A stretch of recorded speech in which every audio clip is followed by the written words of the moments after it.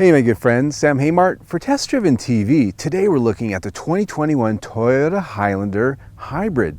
This is my first time test driving this vehicle, so we're going to take a good look at it inside and out, take it for a drive, and then I'm going to tell you what I really think.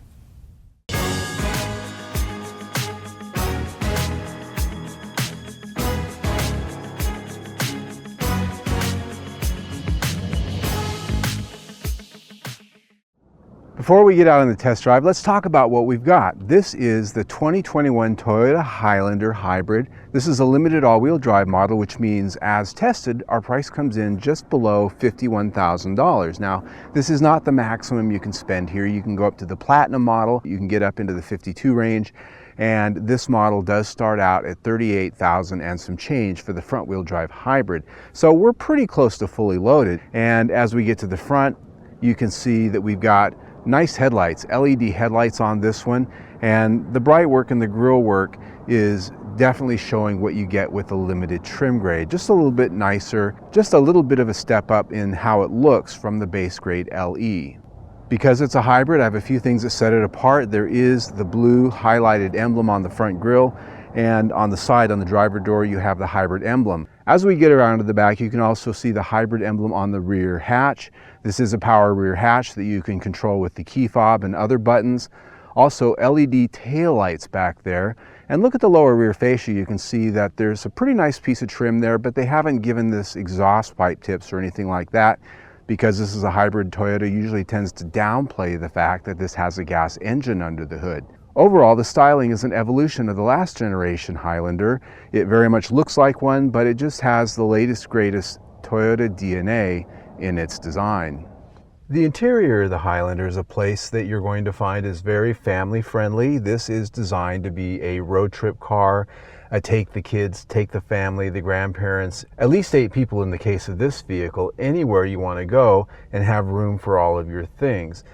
When I look at the design in here, this is very Toyota, and by that I mean if you've ever had a pachinko machine, you know that they sort of design their interiors in this sort of, that's not a negative comment by the way, there's just the way they design their dashboards and interiors is very different, it's very unique, yet very practical. There's a lot of storage.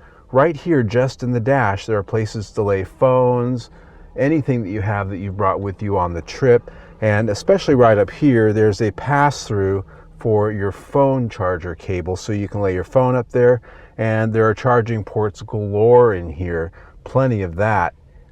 As I sit here, this is a very comfortable interior. I've got leather power seats, and they are both heated and ventilated in this car. I have found it very easy to get comfortable, and I took a long road trip on one of the days I've had this car. Never felt like I just had to get out of these chairs. Very comfortable, and the outward visibility and the seating position relative to the steering wheel also very good. The instrument cluster, pretty traditional in today's car market. There's 2 big dials, and in the center a digital screen that you can customize with any information that you want. The steering wheel has plenty of controls on it for your audio and for a number of the driving aids that this has, as well as the trip computer. Center console, very well designed, very simple. The center stack and most of the controls up top. Down below there's a storage cubby, and you can put a phone down there as well. Cup holders off to the side where they're out of the way, and also your main drive mode controls just before the center armrest. Now this armrest, something I want to point out, this has a roll top to give you access to the inside. But because we have the limited, we've got the Qi wireless charger, and a little bit of a design flaw in my opinion. It is right here where you can use it, but you have to fold it up out of the way to be able to get down into the deep storage. And so whether you use this or not, it's kind of an inconvenience to always have to be opening this thing up if you use this storage area quite a bit.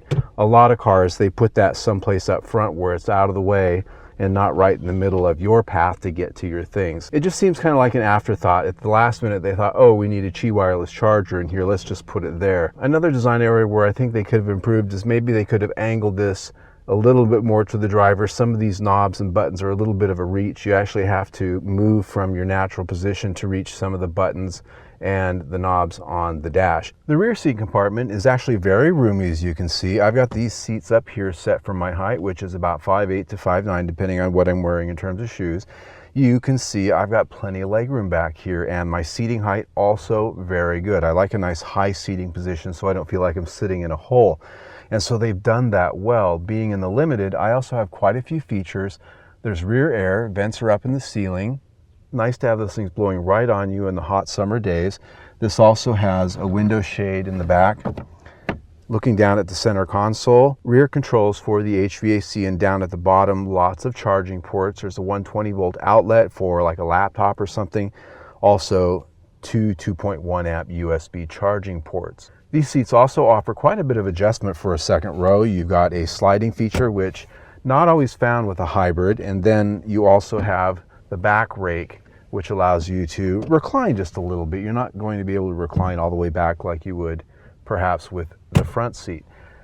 One of the reasons these move this way and allow some sort of adjustment is for that third row. It's a pretty small third row, as you can see. Not a lot of room. Now there are 3 across for seating back there, but it's going to be kids. Not big adults are really going to fit very comfortably back there, at least not without moving this second row forward. Now folding down, both the second and the third row fold down in a 60-40 split. When they're down, you can see that there's quite a nice, nearly flat load floor. At least it's got a single plane. One of the reasons the packaging is done this way is because the hybrid battery does sit under the second row seat. This also has a spare tire, a mini spare. Rather than inside, it's located down underneath the vehicle, so it's not part of the inside packaging for the interior. When it comes to rating this interior, I'm pretty pleased. Toyota knows how to do this. They've been doing it for some time. The quality is good, and the overall design is appealing to look at. Good practicality. There were a few design issues I talked about, but outside of that, this is very well done. The interior gets 4.5 out of 5 stars. The infotainment system here is the top-of-the-line JBL audio system with a 12.3-inch wide touchscreen.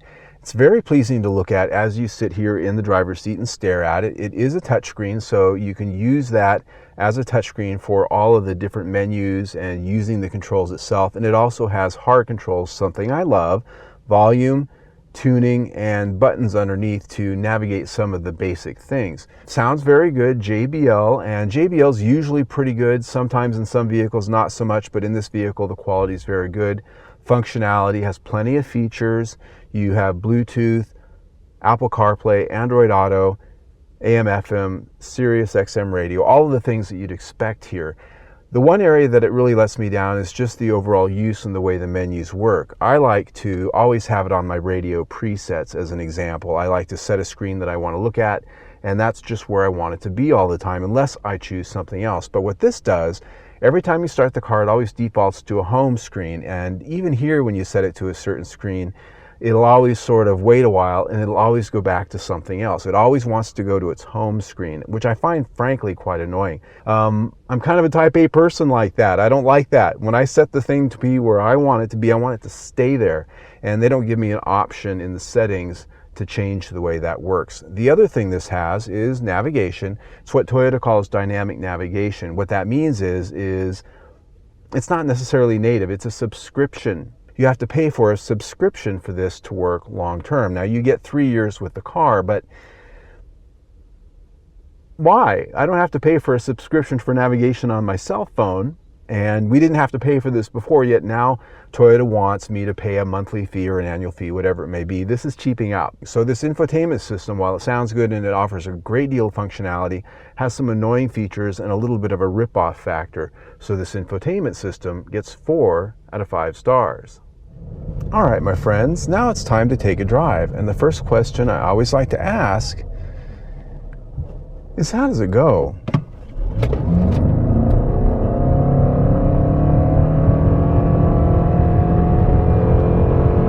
And 60. So this is a hybrid, which means I've got a gasoline engine under the hood and an electric motor, in this case because I have all-wheel drive, one in front and an additional electric motor in the back. It's not the fastest thing in the world, but it's not exactly slow either.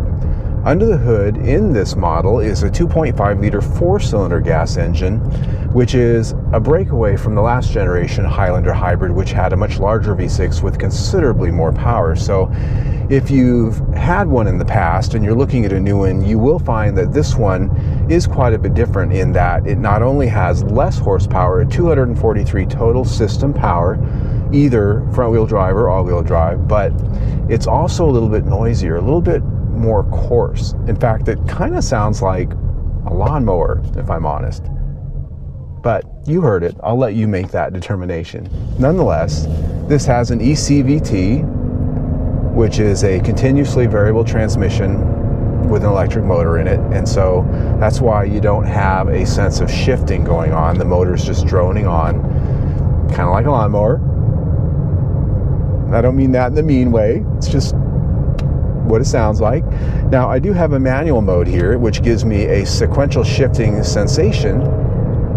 So if you like the feeling of shifting and you want some level of control, or at least feeling like you have it, this allows you to sort of have fun, but at the end of the day, it's a toy because you're really not shifting. The computer's just playing with the CVT to make it sound and feel like you're getting shifts. The thing is with this is that most people who choose the hybrid want it for efficiency. Most hybrid buyers aren't car people. They don't care about shifting feel. They don't care about noise. I mean, Priuses sell quite well, and those things sound like weed eaters if you really drive them hard. They do. This sounds like a lawnmower because it's bigger than a weed eater.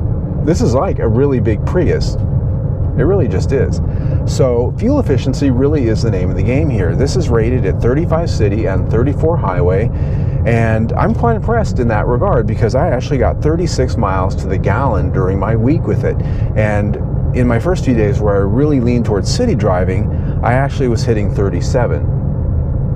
So that's pretty impressive for a big 3-row SUV that can haul 8 people.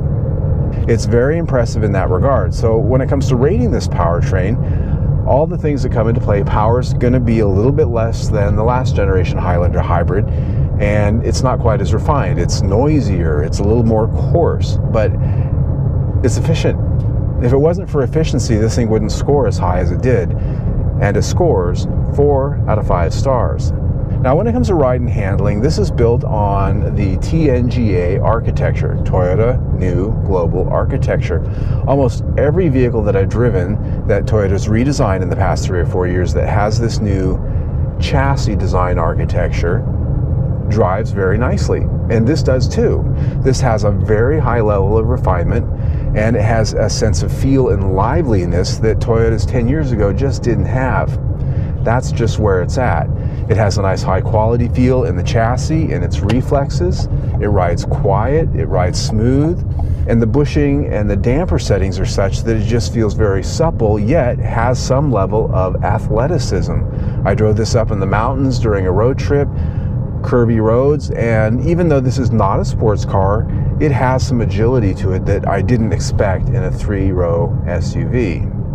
But this is an SUV with all-wheel drive, so I want to see what it drives like off the pavement. The Desert Washboard Road is a place that sort of separates the men from the boys, or the cars from the trucks, or the SUVs from the crossovers.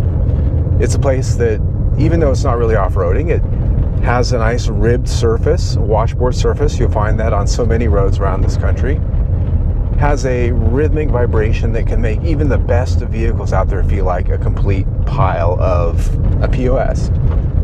So I like to bring an SUV out here, something that markets itself to us as an adventure mobile, something you can take off into the mountains, go camping with, do it off-road a little bit. So what I'm finding here is that, like other Toyotas that I've driven recently, this is actually pretty solid. Even with these 20-inch wheels, this rides with a pretty good level of isolation from the rough stuff. I'm not getting beat to death.